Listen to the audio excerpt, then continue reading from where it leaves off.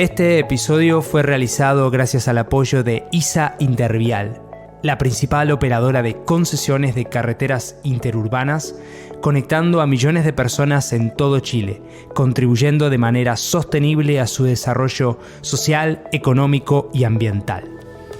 Para conocer más acerca de sus proyectos y programas, te invito a ingresar en www.intervialchile.cl. Una vez más, www.intervialchile.cl.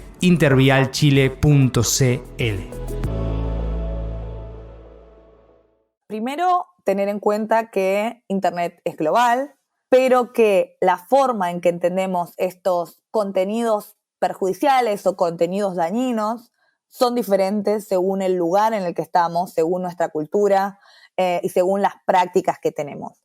Entonces, por ahí, lo que es discurso de odio en nuestra región no necesariamente es discurso de odio, por poner un ejemplo, en Asia. Y ahí es donde viene la complejidad de Internet y lo que hace que este debate no se termine nunca. Esto es Conversaciones con Impacto, el podcast de Impact Latam. Soy Dani Tricarico, tu anfitrión, y te invito a acompañarme en esta experiencia junto a emprendedores, inversores, líderes y referentes de innovación, emprendimiento e impacto en Latinoamérica. Dale, sumate y sé parte ahora de este movimiento de impacto. Temporada 2. Buenos días, buenas tardes, buenas noches, donde sea que estén. Bienvenidos a otro episodio de Conversaciones con Impacto, el podcast acerca de innovación, emprendimiento e impacto en Latinoamérica. A lo largo de este podcast conversamos con inversores, emprendedores, líderes y referentes de los temas de innovación, emprendimiento, sostenibilidad e impacto. Recorremos junto a ellos y ellas sus historias, fuentes de inspiración, aprendizajes, errores y mejores prácticas en la transición sostenible.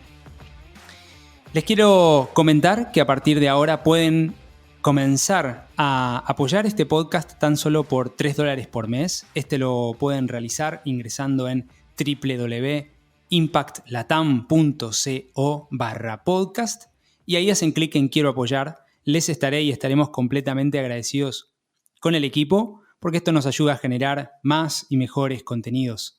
Así que www.impactlatam.co/podcast.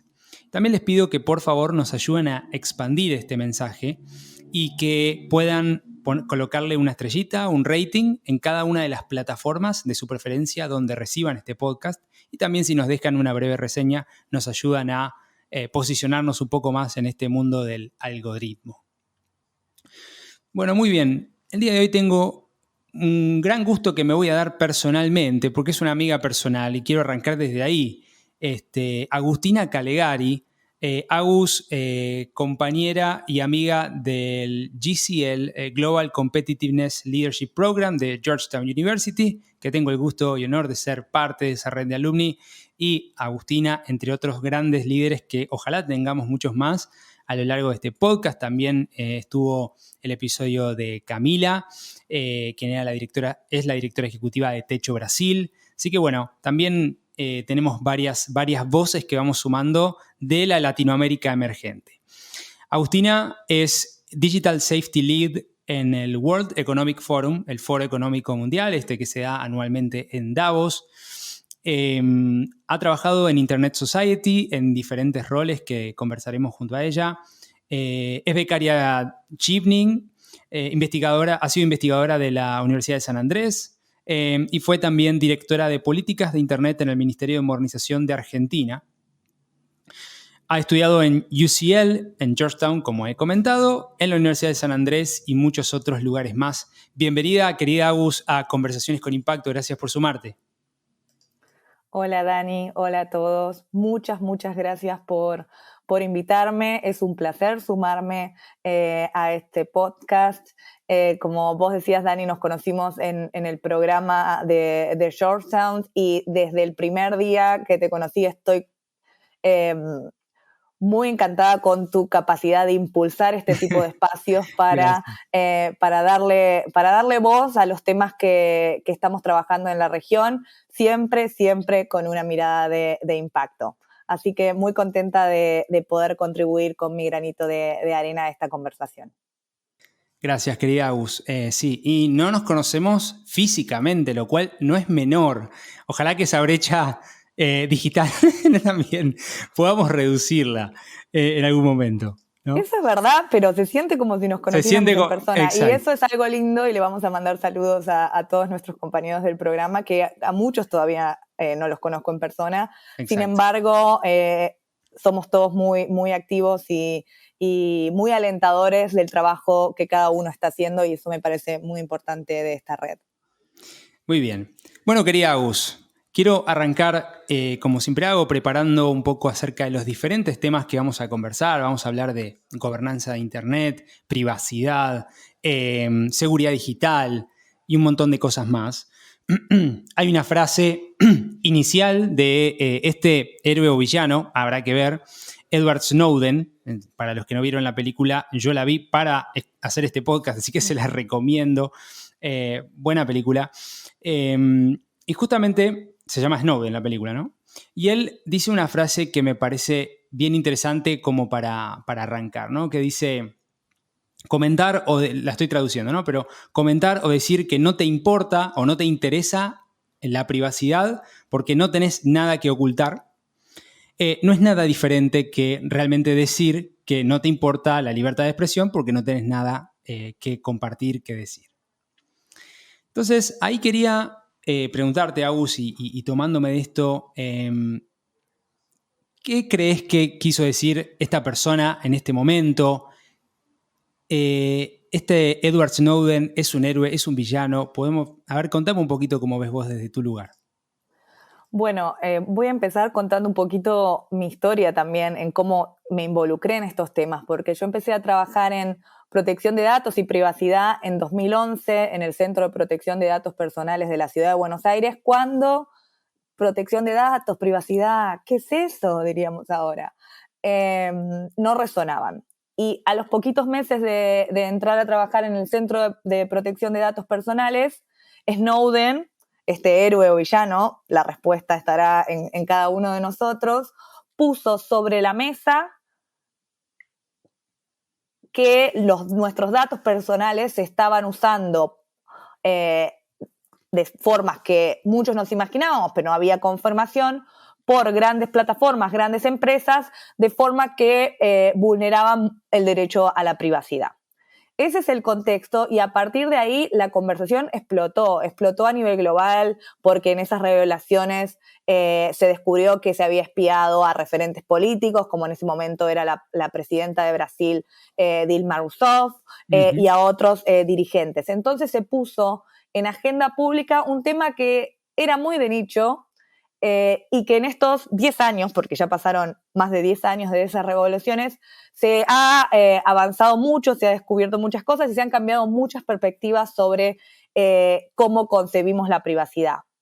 Antes era muy común ir a cualquier cena, comida con amigos y decir, no, yo no tengo todo activado, la geolocalización, las notificaciones, no leo los términos y condiciones porque no tengo nada que ocultar.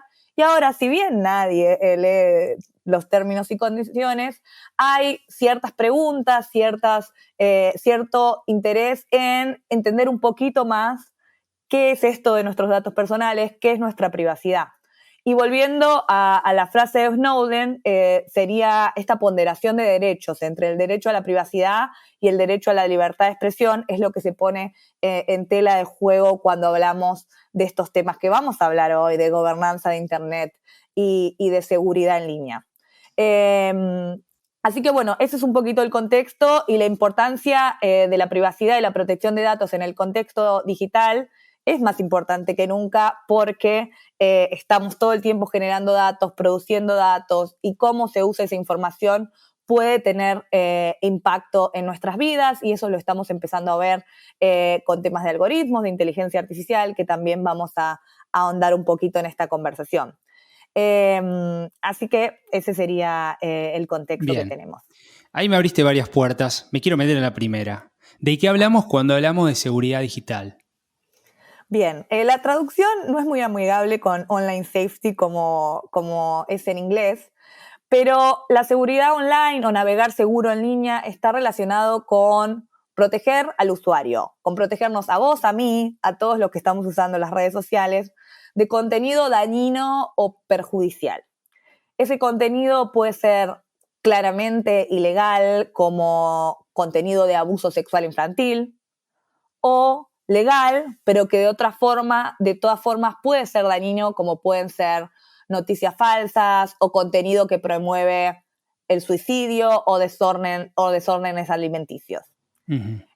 Para entender para entender la seguridad digital del usuario es también importante diferenciarlo del concepto de ciberseguridad, porque no son lo mismo. La ciberseguridad está enfocada en proteger datos e información, al igual que la infraestructura crítica digital de, por ejemplo, ciberataques. En cambio, como yo decía antes, el tema de online safety o seguridad digital está más enfocado en la protección del usuario de a pie, como decíamos antes, de este contenido y de la forma en que circula la información online. ¿Y quién protege? Bueno, a ver, por lo que decís, yo interpreto lo siguiente, ¿no? O sea, navegando o estando en internet, etcétera, redes sociales, está esto como la seguridad digital y después está como la ciberseguridad, que es más tipo de la base de datos interna, etcétera, ¿no? Pero, ¿quién es el custodio y guardián de eso en internet? ¿Existe? ¿Hay algún ente centralizador de eso? No hay uno. Y ahí Okay. es donde empieza la idea del concepto de gobernanza de Internet. Internet va a tener diferentes capas. Incluso había un líder de una organización de Internet que decía que Internet era como una mesa y que las capas de gobernanza de Internet podían entenderse así, donde tenemos las patas de la mesa, Uh-huh. donde está la infraestructura, los cables, sí. los satélites, todo el tema de conectividad que hace Sí. que podamos conectarnos. Tenés la tabla de la mesa que hace que Internet sea una, única e interoperable, donde ahí entran en escena organizaciones de Internet que gestionan los recursos críticos de Internet, que hacen que Internet funcione, que no nos tengamos que acordar una dirección IP larguísima para entrar Claro. a google.com, no tengamos que poner 11567, que pongamos google.com. Para eso hay una organización que es la ICANN, que gestiona los números de dominio y nos ayuda en que la navegación sea más fácil.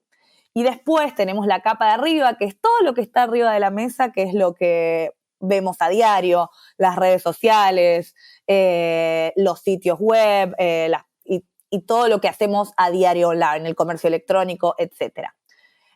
Y dentro de estas capas de Internet o dentro de estas diferentes partes de la mesa van a haber organizaciones que toman distintos roles. Muy bien, interesante. Ahí, ahí tenemos entonces seguridad digital, o digital safety, y gobernanza de Internet. Y después hablaste algo acerca, como que abriste ahí un poquito la puerta de esto del diferentes tipos de contenidos negativos, ofensivos, ¿no? No sé bien cuál es la palabra, pero supongo que deben ser ofensivos. Y hay que regularlos, ¿no? Y hay como este punto gris con el mundo Twitter, ahora X, comprado por Elon Musk, que hate speech le dicen, ¿no? Como este discurso Sí. del odio, no sé bien cómo se traduce. ¿Cómo ves eso vos desde tu lugar, desde tu rol, este tema? Porque, por ejemplo, en este caso, Twitter es una plataforma privada. De hecho, ni siquiera, o sea, salió de bolsa, o sea, está comprada 100%. Entonces, ¿cómo ves eso vos, este tema? Bueno, ahí hay varias cosas. Primero, tener en cuenta que Internet es global, pero que la forma en que entendemos estos contenidos perjudiciales o contenidos dañinos son diferentes según el lugar en el que estamos, según nuestra cultura y según las prácticas que tenemos. Entonces, por ahí, lo que es discurso de odio en nuestra región no necesariamente es discurso de odio, por poner un ejemplo, en Asia. En otra región, claro. Exacto. Claro. Y ahí es donde viene la complejidad de Internet y lo que hace que este debate no se termine nunca, porque cómo regulamos eso o cómo establecemos prácticas para detener cierto discurso, como puede ser discurso de terrorismo o incluso temas donde claramente hay una ilegalidad en el contenido, como el contenido sexual de menores, Claro. hace que sea necesario el diálogo entre las distintas partes interesadas.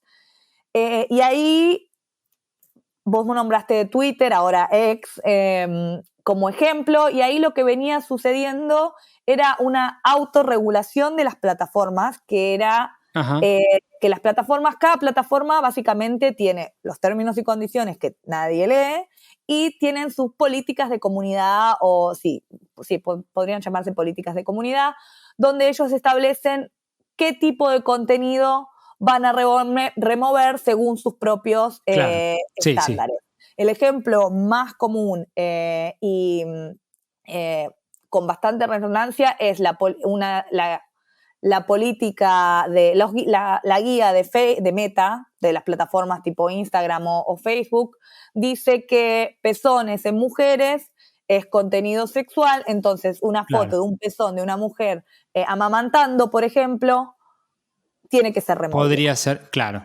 Entonces se han removido un montón de fotos de campañas de lucha contra el cáncer de mama, de lactancia, e incluso ha habido un caso reciente de una persona transgénero que estaba haciendo una campaña para acceder a ciertos beneficios médicos donde el contenido fue removido por mostrar pezones, algo tan simple como eso. Entonces, voy con este ejemplo para mostrar que las plataformas fueron estableciendo sus guías y sus prácticas para esta remoción de contenido, que antes no era tan clara, pero ahora ya es común de que esto sucede. Y en ese sentido, lo que empezó a aparecer en los últimos años, como en Europa y en Reino Unido, y también mucho debate a nivel regional, es la regulación, donde ya empiezan los estados a querer intervenir en cómo se modera el contenido online, estableciendo cuándo se baja de diferente contenido o las formas en las que ese contenido puede ser bajado. Porque, de nuevo, lo que hoy consideramos no sé, contenido de discurso de odio, mañana la cultura cambia y puede ser que no. Y cómo avanzamos en eso sin generar censura. Porque acá el debate va a pasar, y sobre todo en nuestra región, con la importancia que tiene la libertad de expresión en el sistema iberoamericano de derechos humanos, y cómo ponderamos la cuestión de contenido que es legal pero dañino con la libertad de expresión. Y, por ejemplo, hoy mismo, desde la iniciativa que lidero yo en el foro, lanzamos hace no más que 2 horas es primicia. Sí, una tipología de lo que sería daños en línea.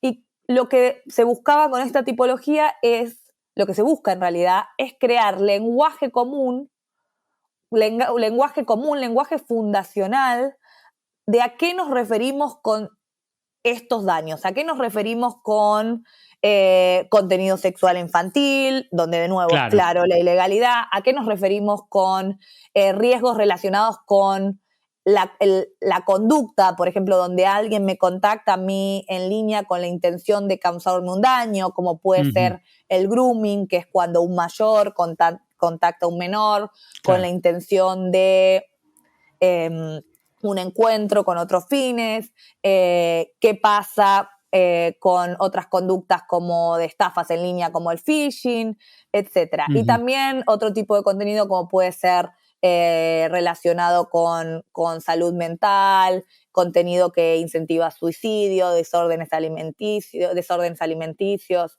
etc. Entonces, básicamente lo que hace esta tipología es poner en escena la problemática, lo que te decía antes, Internet es global, pero los daños pueden ser vistos a nivel local. Estos son los daños que vemos ahora y desde una forma colaborativa, multisectorial, las organizaciones involucradas buscaron llegar al consenso para partir de una base que ayude a identificar prácticas, programas, iniciativas que ayuden a mitigar los riesgos relacionados con estos daños en línea. Yo sé que es complejo y que es mucha información, pero un poco para resumir la problemática es lo que te decía antes. Entendemos que Internet es global, pero la forma en que entendemos muchos de las conductas de los que nos pasa en línea es local. Como decía antes, en América Latina damos mucha importancia a la libertad de expresión, entonces y hubo mucho debate en el sentido de difamación en línea. Bueno, difamación en línea es un online harm, un daño en línea, pero si esa difamación fue un político, en nuestra región prevalece la libertad de expresión. Ok. Entonces ahí es como empiezan las complejidades. Uh-huh. Y este trabajo que mencionaba busca un poco construir este lenguaje fundacional para avanzar en discusiones sobre este tema. O sea, básicamente lo que hiciste vos con tu equipo y desde el World Economic Forum fue básicamente decir, estas son las tipologías que básicamente esta imagen, estos casos, como buenas prácticas, ¿no? Esto es malo, esto es bueno, digamos, de alguna manera, o directamente esto no, más directamente lo malo, ni siquiera lo bueno, como esto hay que evitar. Caso 1, abuso infantil, terrorismo, ¿no? Como estas cosas. Y ahí ponerles como nombres. Pero mi sensación, mi pregunta es que no hay un enforcement atrás de esto, decir, porque es como que pareciera ser la interpretación que tomo yo y esto es mío, ¿no? Termina siendo, terminar en un voluntarismo, ¿no? En como, mirá, te comparto las mejores prácticas, me pasa a mí como en impacto, como, bueno, pienso que impacto es esto, se puede medir de esta manera, pero bueno, no hay una variable mundial común, hay intentos, ¿no? Pero no es que todos hablamos el mismo idioma en ese sentido. Entonces, y esto es mucho más riesgoso que medir impacto, porque es directamente contenido nocivo que, bueno, después sabemos cómo viraliza, pero ¿qué pensás de esto que te comparto? Bueno, primero, lo interesante de la guía es que no la hice yo ni mi equipo, sino que lo hicieron organizaciones estuvieron involucradas plataformas, las grandes plataformas, estuvieron involucradas reguladores, el regulador de seguridad digital de Australia, el regulador de Reino Unido, organizaciones de sociedad civil, académicos y empresas que desarrollan soluciones, por ejemplo, de moderación de contenido, como para poner un ejemplo. Eso me parece que es lo valioso, porque si lo hiciera una persona o alguien desde el foro y diría, bueno, esto es como definimos sexting, así es como definimos contenido terrorista. No tendría el valor que tiene, que fue creado realmente de una forma colaborativa. Obviamente, como vos decís, es un documento de lenguaje fundacional que no agota todo el espectro de cosas que están sucediendo en este momento. Pero ahí, poniendo para un poco el tema en contexto que yo mencionaba antes, cuando Snowden habló de el uso de datos personales en 2011, había mucha resistencia a la regulación de contenido online, claro. y no se veía como algo posible. Incluso desde el punto de vista técnico, se hablaba mucho de la incapacidad para moderar contenido. Tanto ahora, contenido, claro. La tecnología avanzó de una forma que hace posible que sea muy rápido, si hay pornografía infantil, removerlo, si se detecta en este tipo de plataformas.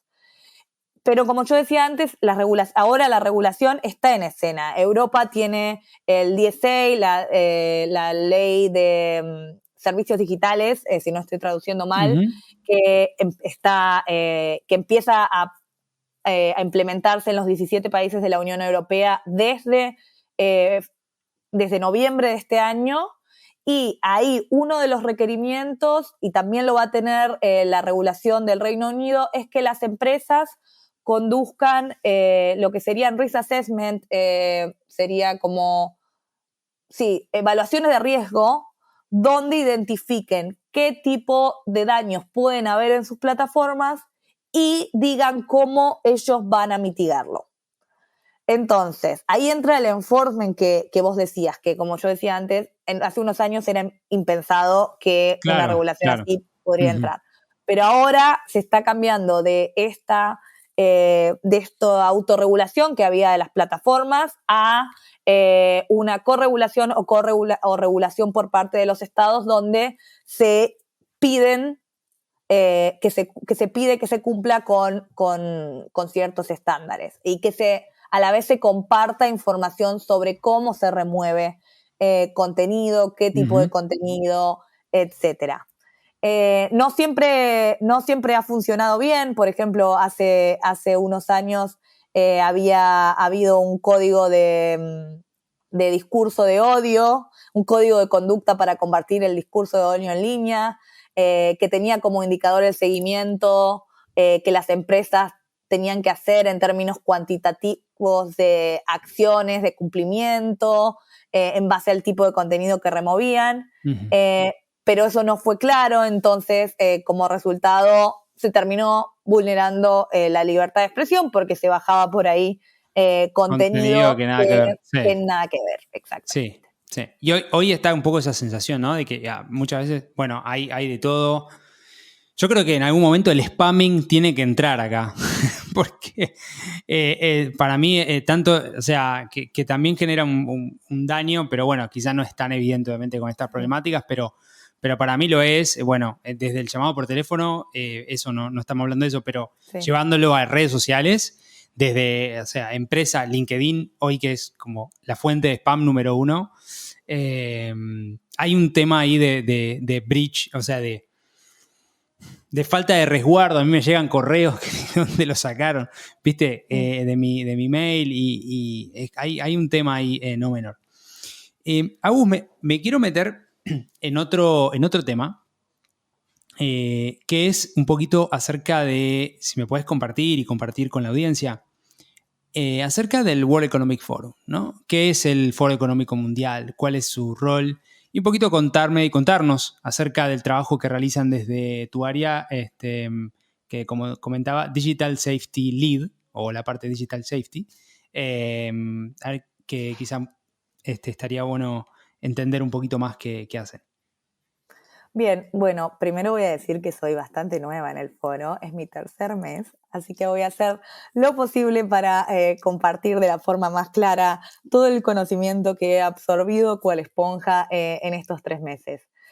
Básicamente, el Foro Económico Mundial es una organización internacional para la cooperación público-privada y es básicamente una plataforma que busca reunir a líderes políticos, de empresas culturales y de la sociedad en general para discutir los temas más urgentes y relevantes en la agenda global, que puede ir desde temas digitales, como que te estoy contando hoy, hasta temas de cambio climático, Claro. desarrollo espacial, seguridad e higiene, industria financiera, no sé, todos los temas o casi muchos de los temas que podemos pensar tienen discusión dentro del foro. Y básicamente es una organización sin fines de lucro que fue creado en la década de los 70 y que tiene la sede central en Suiza. Y se caracteriza por ser independiente, imparcial en los temas que trata. Entonces, por ejemplo, si te tomo el tema de seguridad digital o de Digital Safety, que es la iniciativa que yo lidero, lo que se busca es juntar a todas las organizaciones que tienen impacto, ya que hablamos de impacto en el ecosistema, como las plataformas, los gobiernos, los reguladores, sociedad civil y academia, juntarlas para que tengan las conversaciones y produzcan documentos, resultados que puedan avanzar en estos temas. Y por ejemplo, la iniciativa que yo lidero, que es la Coalición Global para la Seguridad en Línea, tiene más de 40 miembros, todos muy activos, muy, como se dice en inglés, hands-on de hacer, y ya lleva lanzados varios documentos que se utilizan para informar decisiones de organizaciones, de empresas y de consultas internacionales, como pueden ser los principios de seguridad en línea que se lanzaron a principio de año, un reporte de cómo conducir estos reportes de evaluación de riesgos que empiezan a ser un requerimiento legal, y, como te decía hoy, la tipología de online harms. Entonces, los temas básicamente que se están trabajando son estas prácticas, buenas prácticas, soluciones para hacer el ecosistema digital más seguro para el usuario. Y ahí empiezan a aparecer diferentes temas como moderación de contenido, a qué nos referimos con online harms, las soluciones que pueden aparecer para muchos de estos temas, como puede ser temas de, no sé, tener prácticas de safety by design, o cómo se va a usar la inteligencia artificial para, no sé, moderar contenido o posiblemente informar de dónde salió un contenido si lo ponemos en escena del tema de fake news o de desinformación. Y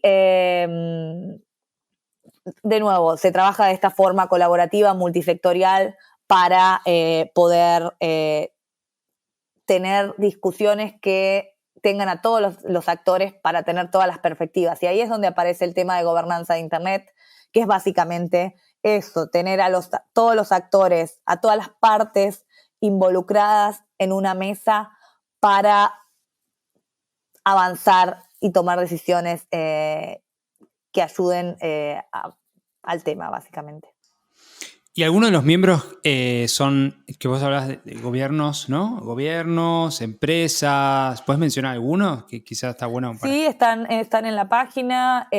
Por ejemplo, de las empresas de tecnología está Meta, TikTok, sí. TikTok. Apple, Okay. Amazon Web Services. Están las empresas que ayudan que desarrollan la tecnología para estas soluciones, como ActiveFence es una que se me viene ahora a la cabeza, que hace poco lanzaron un muy buen reporte de cuáles son las tendencias en seguridad digital, por eso lo recuerdo.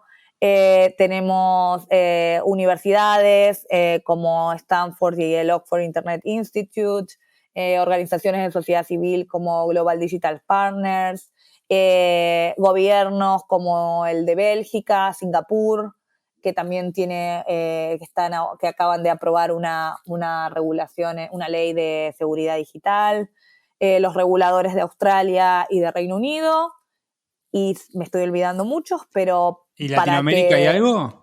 De Latinoamérica hay organizaciones, no hay tanto, y ahí es donde, como buena representante del Sur Global, vengo impulsando para involucrar un poco más. Y ya estamos en conversaciones con algunas organizaciones. Organizaciones y gobiernos, ¿no? También. Y gobiernos. Gobiernos que pueden ser no solamente en países, sino subnacionales, pueden ser, pues, la provincia de Córdoba, qué sé yo. Sí, si hay interés de ellos de participar en este tipo es abierto. Incluso hay un formulario online donde, si una organización tiene interés en participar, lo llena y nos ponemos en contacto. Fenomenal. Súper interesante un poquito para conocer quiénes componen estas conversaciones que después generan una base, como decís vos, de, en este caso, tipologías, buenas prácticas para un Internet más seguro. Me voy a meter levemente en este tema que es un interés mío. No sé si de toda la audiencia. pero por lo menos un interés mío siempre está. Como te comentaba, yo acabo de volver hace un mes, 2 meses, ya no me acuerdo, de Warwick Business School, la Universidad de Warwick, en Midland, como le dicen, England. Vos estudiaste también en Inglaterra, así que seguramente conocerás. Y hablábamos de transición sostenible, ¿no? En este caso de transición energética, etcétera, etcétera. Y siempre está el rol de China, ¿no? Visto desde la Unión Europea como uno de los grandes jugadores, la carrera del litio, etcétera, etcétera, etcétera. Entonces, escuchando lo que vos decís, hablabas de TikTok, que TikTok siguen siendo de una empresa china inicialmente, ¿no? Aunque también tiene representatividad, pero en Estados Unidos. Pero generalmente pareciera ser que muchas de las normas de estas tipologías en algunos casos ciberseguridad, en algunos casos protección de datos, de Occidente no aplican en ciertos lugares, ¿no? Por favor, refrendame si es así esto y ¿qué interacción están teniendo con, por ejemplo, China o Asia en general respecto a estos temas? Bueno, ahí, primero para poner un poco en contexto de la conversación que veníamos teniendo sobre gobernanza de Internet, la forma en que Internet se compone por las distintas capas, la infraestructura de Internet, todo eso para China no aplica directamente porque China tiene su propia Internet, lo podríamos llamar. Y esto es un tema que trabaja mucho la organización que yo trabajaba antes, Internet Society, en el sentido de esta fragmentación de Internet, donde Internet deja de ser una Internet con mayúscula, donde todos los nodos están conectados y permiten la conectividad global, a la generación de Internet con minúscula que están suscritas a un territorio. Y China viene así desde el principio y tiene lo que se llama la muralla china de Internet, el Internet Firewall, donde tienen sus propias reglas, básicamente, y incluso no tienen WhatsApp, tienen otras aplicaciones, tienen un sistema de reconocimiento facial, WeChat, ¿no? Sí, exacto, claro. Es diferente. Entonces, muchas de estas conversaciones no aplican directamente a el caso de China, que habría que estudiarlo particularmente. Sí, a nivel geopolítica, China tiene un rol importantísimo en el desarrollo de tecnología, claramente, y en cómo juega el juego de la gobernanza de Internet, podría decir, con mostrar que una Internet circunscripta a un territorio nacional es posible. Incluso en muchos foros internacionales su postulado es intentar cambiar cómo funcionan algunos de los recursos críticos de Internet para que tengan mayor control del Estado. Que lo que yo decía antes es que gobernanza de Internet es esta idea de que todos los actores del ecosistema tienen un rol para jugar y que la coordinación de los recursos críticos de Internet funciona gracias a ciertas organizaciones independientes y países como China quieren cambiar cómo se gestionan esos recursos de Internet para que tengan más presencia el Estado. Entonces tenemos básicamente dos conversaciones, esta de la infraestructura de Internet y el lugar que tienen los gobiernos, donde China quiere más presencia de los gobiernos o incluso una gestión totalmente gubernamental, con el tema de seguridad digital, donde en China claramente la concepción de seguridad digital es totalmente diferente. Así que eso es un poco, son las dos variables que veo en base a China. Y gracias por compartirlos, ¿verdad? Me había olvidado de esa Great Wall of China. Sí, Great Wall, sí, Firewall le dicen, sí, Great Firewall, Wall. Sí. No sé, en fin. Bueno, 1.4 billones de personas no es menor. No, entonces, claro, que pueden tener un internet propio. Muy bien, estamos hablando con Agustina Calegari, Digital Safety Lead del World Economic Forum. Agus, ya para ir metiéndome en una recta final de temas, quiero conversar acerca de AI, inteligencia artificial, que suscita un montón de implicancias. ChatGPT, ChatGPT, por supuesto, y otras soluciones que hay para el uso de datos, ¿no? De database, ¿no? Yo no sé muy bien de dónde lo toman, quizás mismos de internet como y scrapping de datos, o sea, buscar datos. No sé bien cómo funciona eso, pero quiero conversar con vos acerca de las implicancias en términos de seguridad y en términos éticos, que es algo que se viene mucho hablando de inteligencia artificial. Compartime conmigo, con la audiencia, un poco tu visión al respecto de eso. Bueno, es el tema que está en boca de todos, diría, en este momento.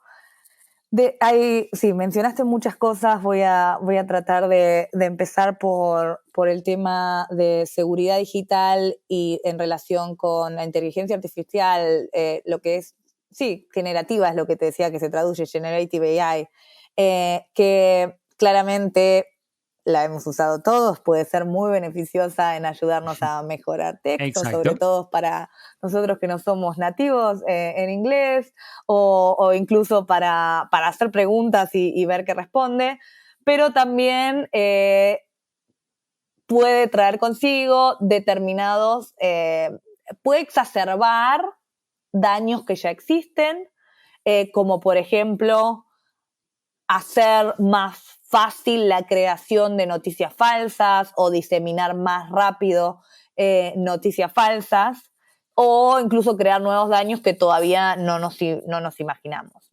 Se me venía a la cabeza un ejemplo reciente cuando mencionaba los posibles nuevos daños, y que son los casos de escándalos casos que han habido de suicidios de niños y adolescentes que interactuaron con chatbots de inteligencia artificial generativa. Ok. Sí. Y que después de interactuar con esos chatbots se quitaron la vida. Y habla un poco de la creatividad que tienen estos sistemas de inteligencia artificial, para un uso de una mejor palabra, para simular ser una persona e incitar a otros a hacer ciertas acciones. Ok. Estos son los ejemplos que vienen apareciendo. En Bélgica también apareció esto, y lo que sucede ahí es que la forma en que esto funciona es a través de los modelos de lenguajes. La información que nosotros le proporcionamos hace que la herramienta sea cada vez mejor, porque son los datos que les vamos proporcionando. Básicamente es lo que hace que la herramienta mejore. Esa es básicamente la forma que funciona. Sin los datos no mejoraría. Y lo que venía pasando es que esto se venía trabajando en sistemas cerrados, donde se fueron desarrollando las diferentes versiones de ChatGPT, y ahora empresas como Meta están empezando a abrir estas bases de datos para que se recaude mayor cantidad de datos y se avance más rápido en unas versiones que hagan las cosas mejor. Y desde ese punto de vista el avance ha sido sumamente rápido, y por eso hemos visto, no sabemos por qué, a algunos empresarios pidiendo que se frene el avance de inteligencia artificial para pararnos a pensar a dónde vamos, qué hacemos con esto, cuáles son las implicancias desde el punto de vista ético, desde el punto de vista profesional, etcétera.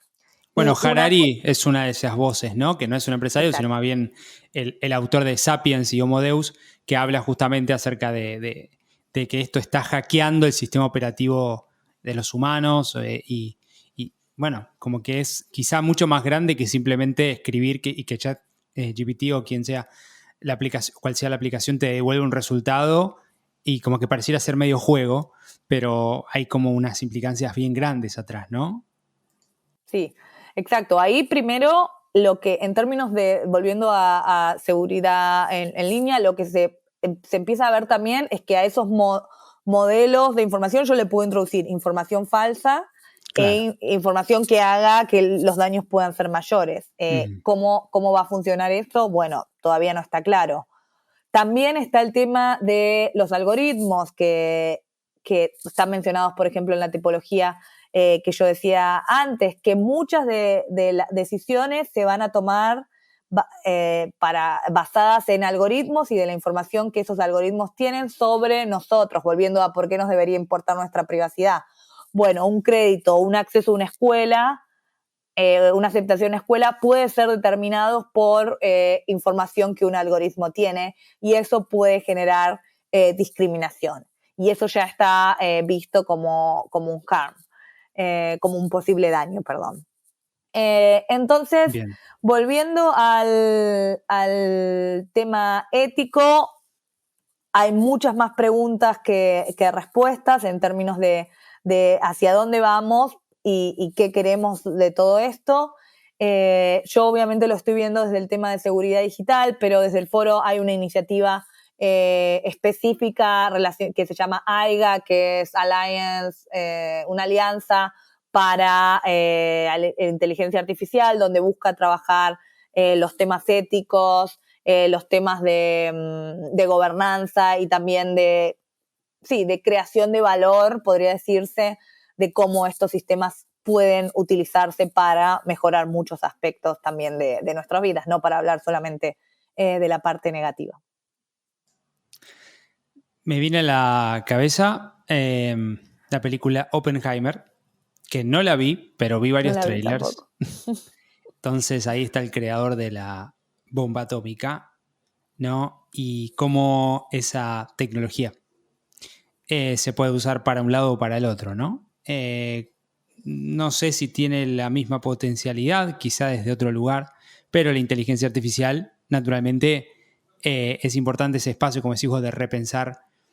No sé si regular 100%, de hecho lo escuché a Sam Altman, el CEO de OpenAI, hablando de que queremos regulación, pero me parece que va más por el lado de hacer algo, una transición lógica y no tan acelerada que permita por lo menos acomodar ciertas instancias de reemplazo de trabajos, de esto también que decís que viralización de un mensaje o varios mensajes o varios copies de varios mensajes, bueno, un montón de estas cosas que estamos hablando. Bien, ahí voy a tomar una cosa que dijiste que me gusta mucho para pensar en términos para pensar las tecnologías, no solo inteligencia artificial, sino la técnica en general, que el otro día recordaba con un amigo que vimos mucho en la clase de filosofía de la técnica en sociales cuando estudiaba comunicación, que es esta idea que la usamos todos y la escribo en reportes, que es, bueno, la tecnología puede ser buena o mala según cómo la usemos. Y sí, pero a la vez hay algo anterior que es donde nos permite parar a pensar, que es que nosotros le estamos dando ese sentido. Entonces, el punto es pararse, pensar antes de qué sentido le damos y no caer con el determinismo tecnológico que va a ir para un lado o para el otro, sino pensar a la tecnología, no pensar directamente a la tecnología como neutral. La tecnología no es neutral y no va a ser según cómo la usemos, sino que desde la creación ya nos está imponiendo una cosmovisión del mundo y por eso es importante, volviendo a los temas éticos, que cuando se desarrolla una tecnología haya diversidad, que haya gente de diferentes profesiones, para ayudar a pensar todos estos componentes sin que sea después determinado. Es un poco complejo, pero me gusta de vez en cuando pararnos a pensar en esta neutralidad, no neutralidad de la técnica, básicamente, sino de cómo la tecnología nos impone ciertas formas y esa cosmovisión del mundo, y ahí viene nuestro rol de cómo pensamos que esto debería ser. Interesante ese punto de pararse a pensar más que generar y actuar, ¿no? Que, bueno, es como casi un rebote. Es como, bueno, hagamos, bueno, programemos, bueno, usemos. Y ahí que está lleno en las redes de usa ChatGPT para tus 5 cosas. Como que está mucho eso, ¿no? Y está bueno. Yo creo que bajó un poco el hype, ¿no? Como que ahora, porque, ok, sí, solo puede escribir posteos. Pero es mucho más profundo esto y es como la primer capa bastante preocupante en varios sentidos y también bastante interesantísima para lo que viene en mejoras exponenciales de productividad, de un montón de temas. Agus, ya para ir cerrando, hablaste un poquito del rol del World Economic Forum, de lo que hace tu área. ¿Cómo ves ese... Y hablamos de inteligencia artificial, ¿no? Me interesa hacer como una pincelada rápida, quizá de lo que has visto, de los grandes temas, 2, 3, 4, lo que sean, que se están hablando hoy a nivel, en la conversación mundial. En el World Economic Forum, en estos encuentros. Se habla obviamente, de gobernanza digital y seguridad digital, pero ¿de qué otros temas más crees que se está hablando? Bueno, todo el tema, por ejemplo, en términos de tecnología, que es el área que yo estoy viendo, y obviamente inteligencia artificial, el uno, no vas a una reunión sin que ese tema aparezca, claro, ya sea familiares o de trabajo, el tema va a aparecer. Ok. Segundo tema, conectividad, sigue siendo un tema importante. Hay todavía 1/3 de la población mundial, casi 3 billones de personas que no tienen acceso, nosotros lo damos por sentado, pero todavía 1/3 de la población, y lo resalto, no tiene acceso a Internet. Y la mayoría de esas personas están en áreas de difícil acceso. El trabajo fácil ya se hizo. Ahora falta conectar a esas personas en zonas rurales, con menos recursos, claro. Y hay mucha discusión sobre eso en términos de satelital, banda ancha, acceso móvil, etc. Pero si bien, de nuevo, nosotros, todos que escuchamos este podcast, tenemos acceso a diario y usamos muchísimas horas por día Internet, claro, y las redes sociales, incluso la pandemia nos mostró la importancia, es algo que en muchos lugares del mundo es todavía un lujo. Entonces me parece importante no olvidarse de eso. Y después, totalmente opuesto al tema de conectividad en zonas rurales, todavía queda 1/3 del planeta por conectar, viene el tema del metaverso, que también tuvo su hype. Sí, el año pasado, digamos, ahora con Apple. Claro. Bueno, que Apple revivió básicamente el hype. Viene, o sea, bueno, ahí viste, no viene desarrollándose de la forma que se esperaba. El metaverso es básicamente Internet, inteligencia artificial y plataforma con mucho componente de videojuego. No sé si alguno ha tenido la oportunidad de probarlo. Tipo juegos de rol. Claro, yo que no soy gamer, a mí me resultaba extraño. Pero los temas de cómo se va a usar, cuál es la propuesta de valor, qué tiene el metaverso para ofrecernos, en términos educativos, en términos de relaciones, en términos de negocio también, es algo que todavía se está discutiendo. Creo que con el dispositivo que lanzó Apple lo volvieron a poner en términos de dispositivo de nuevo en la conversación. Sin embargo, y siendo contrario a mi argumento de todas las personas del mundo que no tienen acceso, ¿quién tiene acceso a ese dispositivo? Bueno, ahí están los early adopters, eso, pero todavía el costo de acceso a todo eso es muy caro y no se sabe cuándo va a bajar y si va a poder ser si va a poder ser masivo. Y también obviamente vienen temas de conectividad, qué banda de espectro va a usar el metaverso, y temas de, volviendo a seguridad digital, de seguridad. Ya ha habido temas de acoso en el metaverso, cómo eso va a ser tratado, cuáles son los nuevos riesgos que el metaverso puede traer. Son algunos de los temas que trabajamos en conjunto con la iniciativa que lleva ese tema. Perfecto. Bueno, buenísimo. No esperaba escuchar al metaverso nuevamente tan rápidamente. Pero sí, es como que hubo un revival. Vamos a ver qué pasa con estas tecnologías emergentes y muchas otras más que hay. Bien interesante eso que decís. Bien, Agus, creo que cubrimos varias cosas. Parece un buen lugar para dejar por lo menos esta primera, quizá de varias conversaciones. Y voy a ir rápidamente a las 3 preguntas finales que yo llamo Rapid Fire Questions, ¿no? que le hago siempre a los invitados, invitadas, para que puedan compartir y conocerte un poquito más acerca de otro lado. ¿Te parece? Bien, vamos. Bueno, muy bien. Ahí va. Si tuvieses que regalarle un libro, serie o película a otra persona, ¿cuál sería y por qué? Puede ser de este tema o de otros.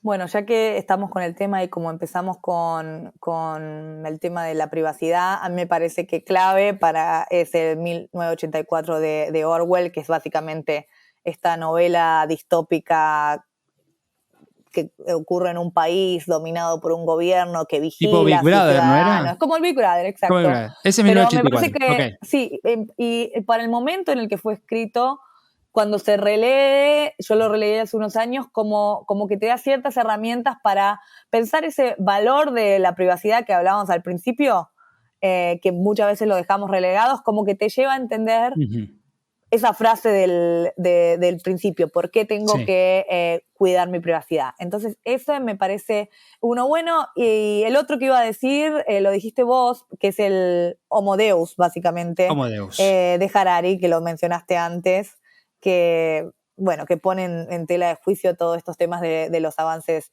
tecnológicos. Y me parece súper interesante. El también, primero, sí. y Homo Deus el segundo, que creo que tiene más, muchos más, pero bueno, como ¿no? Esos dos. Sí, exacto. Y ya que estamos de chapa, voy a tirar una serie que vi hace poco, que está en Netflix, que es sobre Spotify. Ah, sí, muy buena. No sé si ya la vieron, pero a mí lo que me pareció interesante, además de la historia, es cómo fue cambiando el discurso en términos de nosotros como usuarios pagando para acceder a contenido que accedíamos pirata, que nos bajábamos los torrents, los que somos de nuestra generación, creo que somos también, la misma. Y yo soy de más atrás, que es el Casares. El Casares, ay, sí. Todas esas vintage, pero emul. Esto revela la edad que tenemos, pero claramente era un momento en que, bueno, yo tengo toda esta disposición en internet y como usuaria puedo hacerlo, ¿por qué pagaría? Pero la forma en que la plataforma se fue creando, el modelo de negocios detrás de esto y la simplificación hizo que quien no paga ahora la membresía. Y me pareció interesante para pensarlo en esa perspectiva. Sí.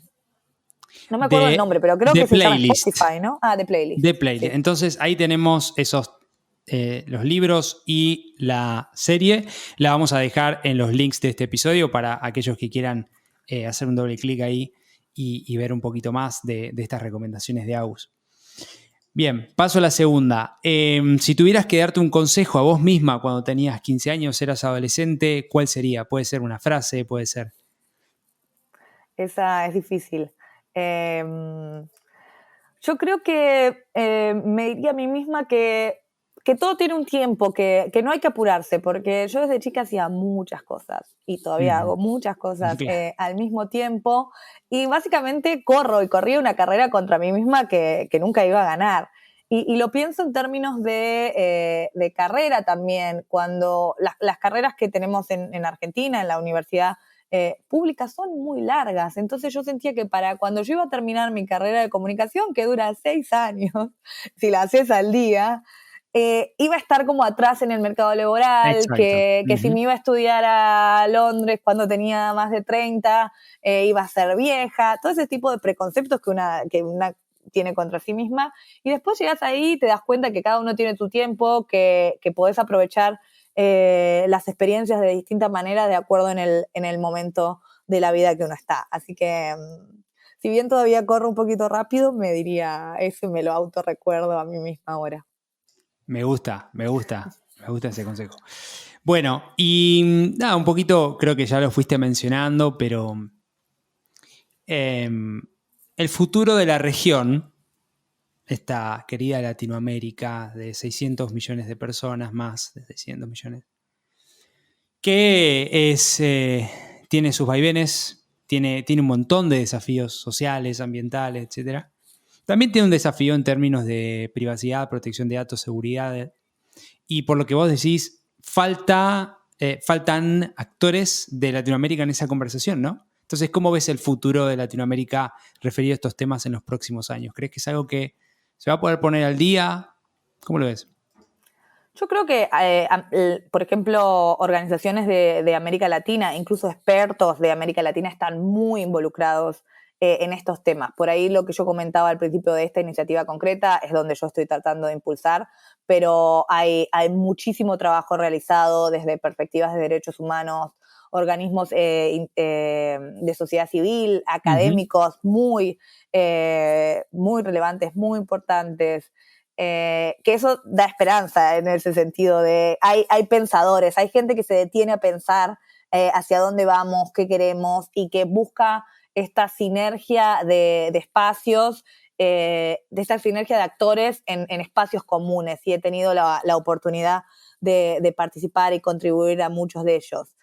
Así que eso me da esperanza, y a mí lo que me parece interesante es explorar cómo desde nuestro lugar, desde nuestra región, podemos incidir o cambiar las reglas a nivel global. Y de ahí, en términos de mi trabajo actual, que es un organismo global, un poco yo hago el juego desde el otro lado, cómo traigo mi mirada de latina, básicamente, a estas conversaciones, quién falta y quién podría incidir para que las voces de todos estén representadas. Así que, bueno, tenemos muchos desafíos y a veces es difícil ser positiva, pero creo que, y lo vimos en nuestro programa también de GCL, volviendo a tirarnos flores a nosotros mismos, el poder de la gente, del sentido de comunidad que tenemos en la región, es lo que me hace ser positiva. Muy bien. Muy bien, querida Agus. ¿Crees que hay algo más para compartir que quieras decir antes de cerrar un poco esta conversación? No, creo que nada más, básicamente agradecerte a vos una vez más por impulsar este tipo de espacios, por el empuje y por seguir trabajando para construir una, ¿cómo lo había llamado en el trabajo que hiciste? Una América Latina más... Una Latinoamérica inclusiva, regenerativa y sostenible. Y con eso y obviamente más segura en Internet, claro. Claramente, también. También. Bueno, muy bien, queridísima Agus. Esta no será la última vez que conversaremos. Te quiero agradecer por el espacio, por tu tiempo. La verdad que sos una gran profesional. Me encanta lo que estás haciendo. Estás llegando muy, muy lejos y vas por más. Así que yo feliz de poder contar con tu amistad y nada, admiración pura por todo lo que estás y están logrando de tu equipo. Así que dale para adelante, que estamos bien representados ahí en el World Economic Forum. Gracias, Dani. Y espero que la próxima vez sea en persona y que nos conozcamos. En persona. Me voy a Davos y nos juntamos. Dale. Bueno, muy bien. Ahí la tuvimos, Agustina Calegari, Digital Safety Lead del World Economic Forum. Les quiero agradecer a todos y cada uno de ustedes por prestarnos su tiempo, su oído y compartir con nosotros esta experiencia. Les quiero también recordar que desde ahora pueden apoyar este podcast por tan solo $3 por mes. Pueden ayudarnos a generar más y mejor contenido. Esto lo pueden hacer ingresando en www.impactlatam.co/podcast y ahí seleccionan en Quiero apoyar. Les agradeceré junto al equipo. También les pido que, por favor, nos ayuden con un rating y una reseña en cada una de sus plataformas de preferencias donde escuchen este y otros episodios. Si te gustó este episodio, compartilo. Si no te gustó, escribinos en la plataforma o a info@impactlatam.co para poder seguir mejorando. Todo feedback es siempre, siempre bienvenido. Así que nos estaremos encontrando, queridos amigos, amigas, en el próximo episodio de Conversaciones con Impacto para traer más speakers, invitados de todos estos temas. Les doy un gran abrazo y, como siempre digo, donde sea que estén, buenos días, buenas tardes y buenas noches. Muchas gracias por sumarte a este nuevo capítulo de Conversaciones con Impact. Te invito a sumarte a esta comunidad de hacedores que está cambiando el mundo. Ingresá ahora en www.impactlatam.co. Sumate y sé parte ahora de este cambio.